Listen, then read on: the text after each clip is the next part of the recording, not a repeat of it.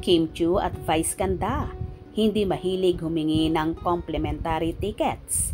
Grabe sumuporta at makisama. I've seen a lot of change, been through a lot of pain. Some things are not the same as they were a year ago, but all will be okay. I move on each and every day. The past. Bibilib ka kay Vice Ganda dahil magaling siya makisama sa kanyang mga kaibigan, katrabaho. Siyempre, bongga rin ang pagmamahal at pagiging generous ni Vice sa kanyang pamilya ha. Pero kahit sa mga kasamahan niya sa It's Showtime ay marunong makisama si Vice. Puring-puri nga ni Ogie Alcacid, ang unkabogable star, dahil sinuportahan nito ang pinuproduce niyang reunion dance concert ng Street Boys. Nang makachikahan kasi namin si Ogie, ay nabanggit namin sa kanya na nakakatuwa na nanood mismo si Vice sa new Frontier Theater ng reunion dance concert ng Street Boys. Sabi ni Ogie, sinuportahan nga raw siya ni Vice at bumili ito ng tickets. Ang bongga ha, tama nga ang chika sa amin ng isang malapit sa misis ni Ian Perez. Hindi nga raw mahilig manghingi ng complimentary ticket si Vice. Talagang bumibili siya para suportahan ang kanyang mga kaibigan. Tsaka bukod kay Ogie, part kasi ng Street Boys si Vong Navarro at Chong Hilario. Kaya talaga namang bukod sa bumili ng tickets, ay nanood pa si Meme Vice. Sabi nga pala ni Ogie, bukod kay Vice ay bumili raw ng tickets para sa Street Boys reunion dance concert ang iba pa nilang mga kasamahan sa It's Showtime.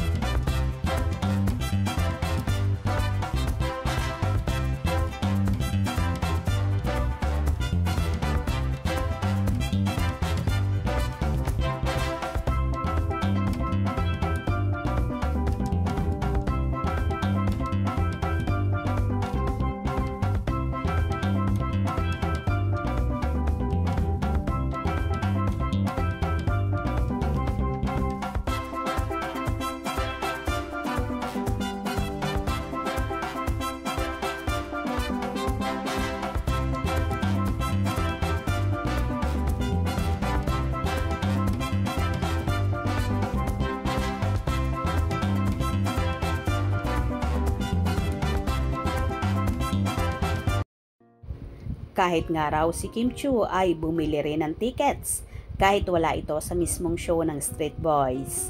Yes, bumili si Kim. Nakakatuwa nga pero hindi siya nakapunta kasi may shooting siya.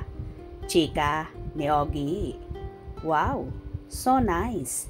Ganito talaga makisama sina Meme Vice Ganda at Kim Chiu na talagang hindi sila mahilig manghingi ng complimentary tickets bagkos bumibili sila ng ticket para suportahan ang mga kasamahan. Good job, Kimi and Meme Vice.